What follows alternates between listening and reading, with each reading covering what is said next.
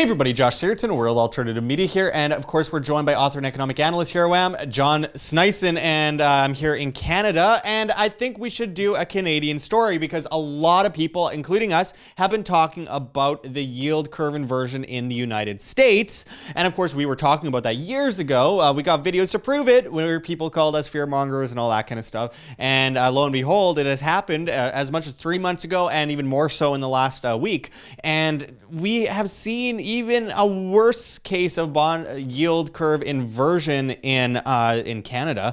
And I want to go into this article from Financial Post because I do think that this is one of the problems that the mainstream media is just simply not talking about, except for in the back pages of things like Financial Post, that has a huge impact, recession down the line, and it's going to affect all of you guys. And of course, with the 1 month and the 10-year, it's inverting. How does anyone look at 10-year in 1 month and go, yeah, it makes sense that the 1 month to Josh? Yeah, it's so crazy. It's crazy. So anyway, getting into this article, it says rate cut seen on horizon as Canadian bonds due in more than a decade yield less than cash.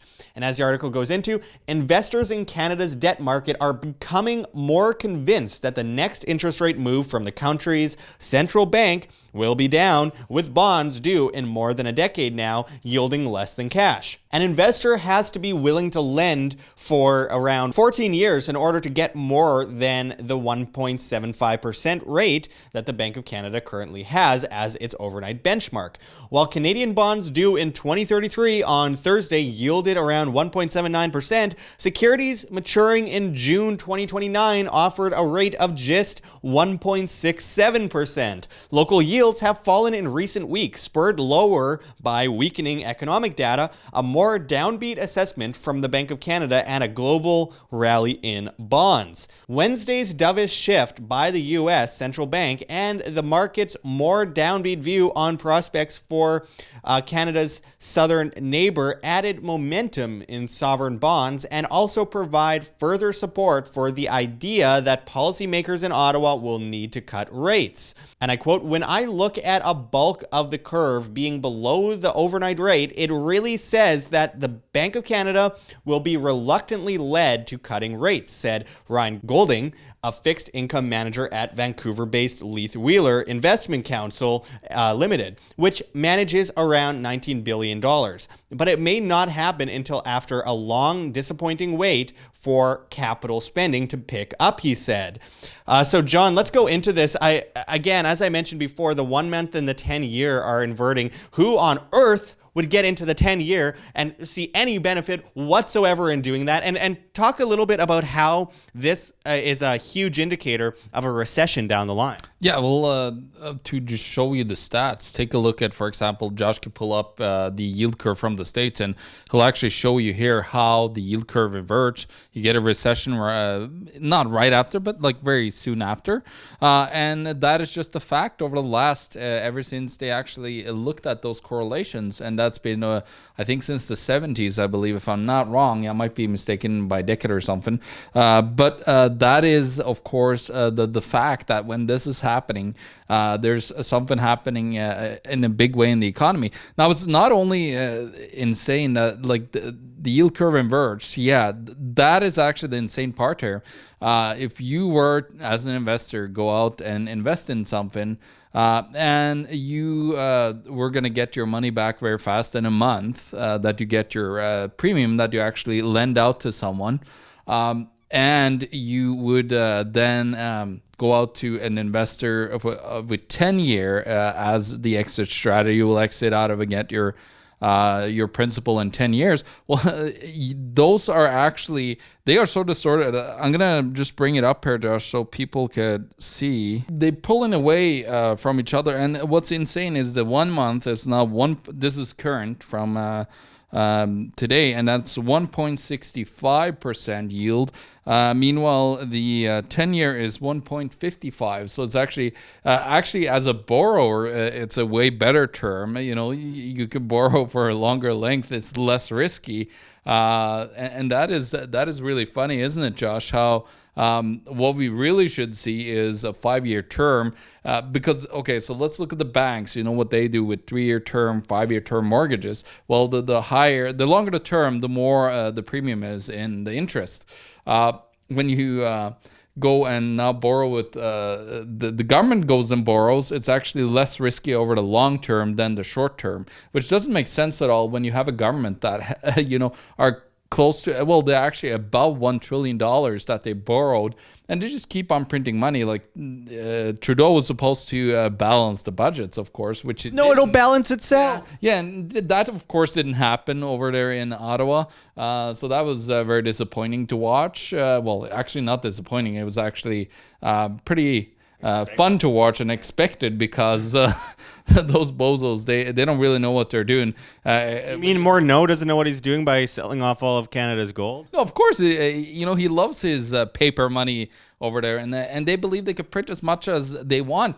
Go and look at the history, guys. I'm going into, I'm actually writing a book now, The Past, the Present, and Future of Money, where I have so many very detailed. I'm not just going over in a couple of sentences. I'm going on in several pages of several examples throughout history that is showing exactly what is happening now. For example, we have a big push for minimum wage right now, hikes. Well, they had that back in the French Revolution, Josh. They had that push, and they increased the minimum wage back then, and it failed because they just continued to print money, and it just gets to the point where you actually cannot anymore go to the place where your money is worth anything. And the breaking point, what people don't understand, and that are saying that we're wrong, like we're not seeing heavy inflation. The thing is, you will actually see, Josh, is the breaking point will be when people say I can't use the Canadian dollar anymore to pay for my groceries, my food, anything, because I can't afford, with my current paycheck, I can't afford to have a standard of living that's supporting with using the Canadian dollar as a medium of exchange. Of course, and they see the value decrease and the purchasing power decrease. And I mean, regarding what we've seen with the minimum wage, for example, it's not surprising at all to think that maybe the major corporations that have been so propped up by the government, McDonald's, Walmart, these guys, can afford to raise the wage of their employees and use self-checkout and let the market react in that way. But the small businesses cannot compete against that. They can't afford it. So guess who wins in the end, and guess who loses? Kind of the opposite situation that so many people on the left, especially that push this minimum wage point, seem to think. So I think this is an issue of virtue signaling and government using people's their unawareness or ignorance on the subject in order to basically push them into debt servitude, put them into servitude, and force this system into the dumps for everyone else, while the state and banking system benefits and these massive corporations benefit. But John, going down the line, I mean, I don't know how much they'll try and raise interest rates or how much they're going to drop off. A lot of people think we're going into negative interest rates like we've seen in Japan and Sweden, etc. But I wanted to ask you, what do you think they're going to do to try and desperately save their system from collapsing? Because is there even a fix at all?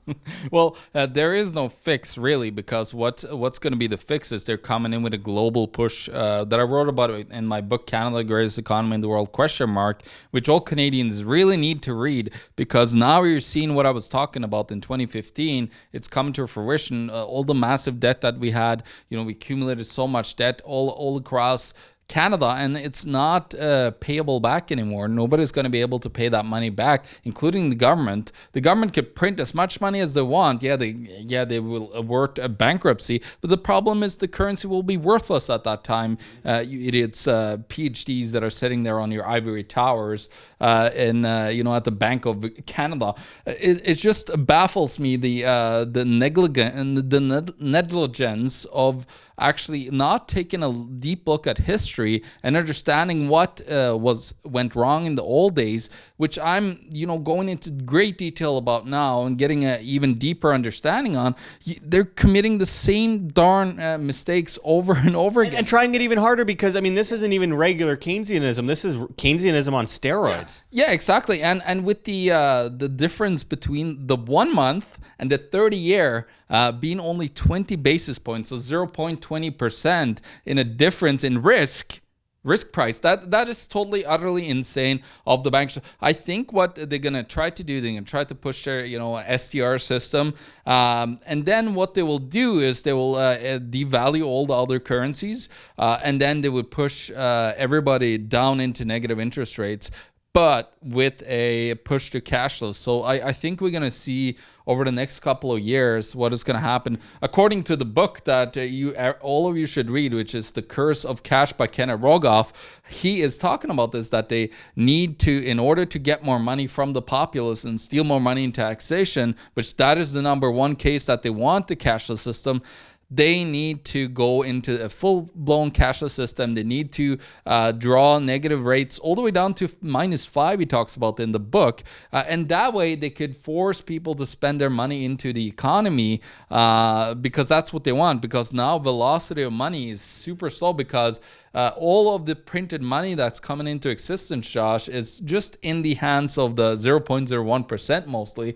And that's why you're seeing they're talking about an income inequality gap and how they're going to fix that by taxing people. No, stop printing money, you bozos. That's how you fix the income inequality problem. And that is the cause of it as well, is this massive money printing by people that are, I don't know if they're fully aware of what they're doing, but they're literally killing off people because people are dying from this income inequality of the printing of currency. You see that on the streets in highly centralized, socialized places in California, throughout Canada, and Vancouver, etc. But I have to mention, look, the biggest problem with this wealth inequality has to do with, like you kind of alluded to there, was inflation and the fact that they're printing so much currency and that they are pushing people also to be more and more dependent, more and more subservient, as if that is going to solve their problem of poverty, when it actually pushes them further into poverty, makes people stupider, makes people weaker, makes people more on their knees and begging for help from another centralized entity, which is an organized crime racket like government and banks and central banks. So with that said, though, this doesn't have to affect you. This doesn't have to hurt you. There are so many more solutions than there are problems. You just have to understand money, because if you understand money, you have control over your money. And if you have control over your money, you have control over yourself. Unlike if you don't have control over your money, the people who print the money have control over your money, and the people who print the money have control over you. So when it comes down to it, there are so many solutions, and that includes just the basics of food, water, shelter, self-defense. So you're not gathering things for the toughest guy on the block. Of course, gold and silver as wealth insurance, not investment advice. Of course, this is our opinion, and it should be seen as our opinion, but nonetheless, it's not even an investment. Gold and silver, it's protecting purchasing power against the very real problems historically of all fiat currencies eventually reverting to their true value of zero, going back to 1024 AD in China. So with that said, we do have an affiliate link here at WHAM for Mike Maloney's goldsilver.com, which I really hope everyone checks out below. That is a big part of it, as well as decentralized, properly, fundamentally useful cryptocurrencies and the blockchain infrastructure technology that is being pushed forward. Of course, governments and central banks are trying to, take over this idea and try and push their own cashless, centrally planned society through legal tender laws by fiat, so to say. But with that said, we need to fight back even harder, and we will, because a free market is always far more efficient to push our own system, decentralized cryptocurrencies, and, like I said, blockchain infrastructure technology to replace that system. You can use a gun to slaughter a whole bunch of innocent people, but you could use that same gun to save all those people from being slaughtered. Same goes for the blockchain. You can use the blockchain if centralized to enslave humanity, but you can also use the blockchain if decentralized to overthrow that which enslaves humanity. It's kind of a double thing here. People could be good, people can be bad. It's very simple. So Again, there's so many solutions, and people should probably get out of banks that are highly bankrupt. People should probably get out of fiat currency, though if they were in fiat currency rather than the stock market last year, they would have actually been better off. But nonetheless, with that said, we also have the everything bubble worldwide, derivatives bubbles everywhere, literally why we call it the everything bubble. So we need to be prepared for that. And John, as we close this off, what's your bottom line to our audience? The bottom line here, guys, is that we need to prepare ourselves and look to the future. Where are we going to go with our system? Are we going to let the system continue repeating itself, or are we actually going to try to find a solution that actually comes up with something brand new that we haven't seen before? Like Ross was talking about blockchain, but then also you have gold and silver that could be used as a medium of exchange as well. I'm the firm believer of a free market in currency, and these people that are talking about a gold standard in the United States, I don't care about that. I just want people to be able to use gold and not have the government controlling the gold and then giving you it through paper money through a standard. That's just have been shown throughout history to be extremely flawed, and they've done it over and over again, actually in the United States several times. We need to start to look for the solutions to actually change our lives. Start locally, start bartering, start not using this ever losing value Canadian dollar, US dollar, whatever currency you're using.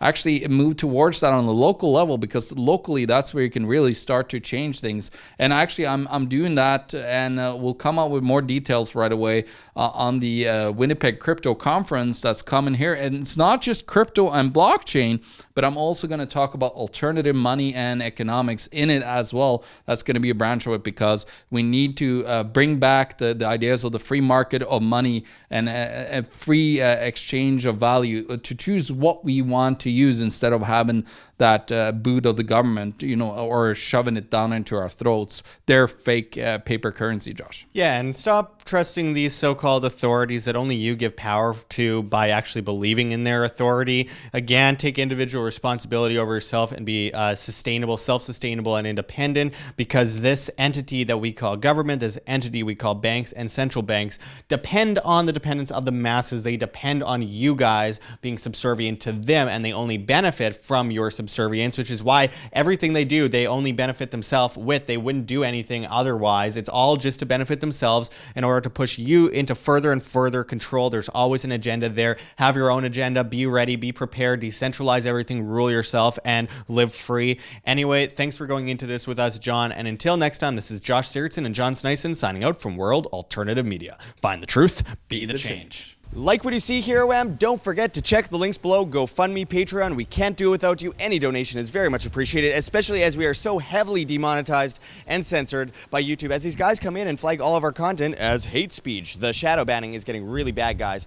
Also, check our Bitcoin address right here on the screen or in the description below. We really appreciate it. And of course, check us out at the Red Pill Expo 2019. Of course, the great G. Edward Griffin and so many other incredible speakers will be there. Our link for that is below as well. And we cannot forget Mike Maloney's goldsilver.com, which you can also find in the description. One of the greatest market and monetary historians out there. We really encourage everyone to check that out. But until next time, this is Josh Sigurdson signing out from World Alternative Media. Find the truth, be the change.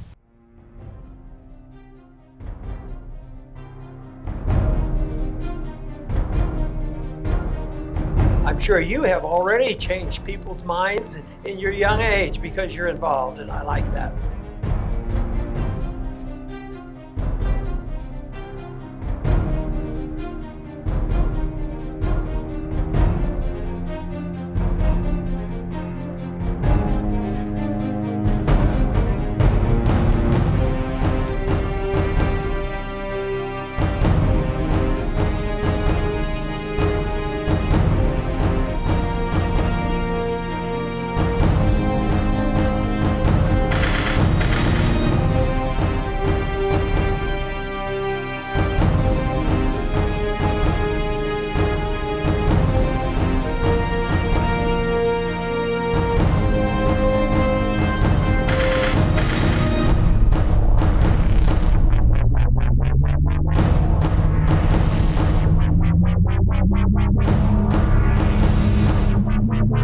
Bye.